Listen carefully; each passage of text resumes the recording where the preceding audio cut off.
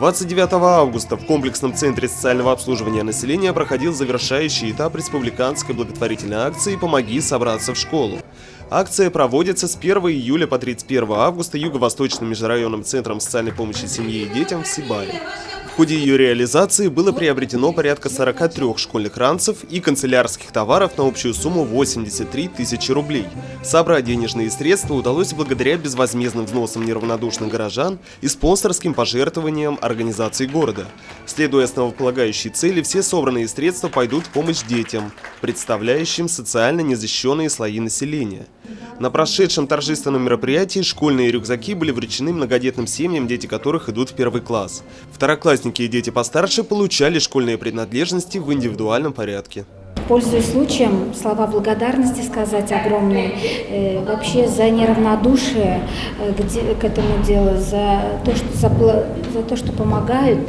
И на самом деле добрые дела не возвращаются добром, и счастливые глаза детей, как я уже сказала, они очень дорогого стоят. В качестве почетных гостей посетить прошедшее мероприятие были приглашены представители всех совершивших пожертвования организаций.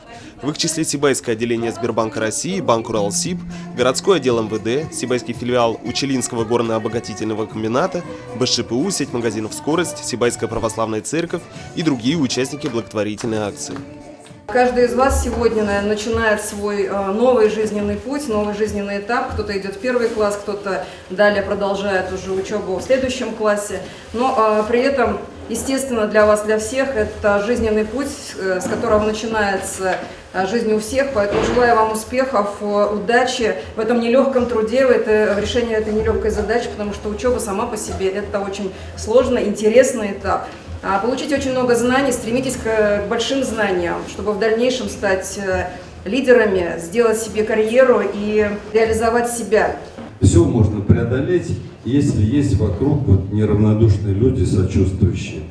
И родителям надо, я хочу, чтобы вы воспитали в своих детях это чувство, которое поможет им в жизни просто выжить, не умереть. Чувство того, что рядом есть нормальные люди, которые откликнутся на вашу беду, на вашу нужду какую-то. И никогда не останется мать без ответа, без помощи, если у нее есть дети, они нуждаются. Отметим, что инициатором проведения данной акции выступает Министерство труда и социальной защиты населения Республики Башкортостан. В регионе данная акция проводится в 3-й раз, начиная с 2012 года, и уже помогла тысячам нуждающимся семьям.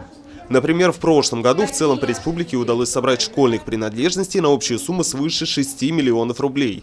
Тогда помощь была оказана не только детям Башкирии, но и школьникам из Белогородского района Республики Крым. Ринат Музафаров, Авзал Исламгулов, Радмир Атсингулов, Гульгина Раскидина, телекомпания СТВ.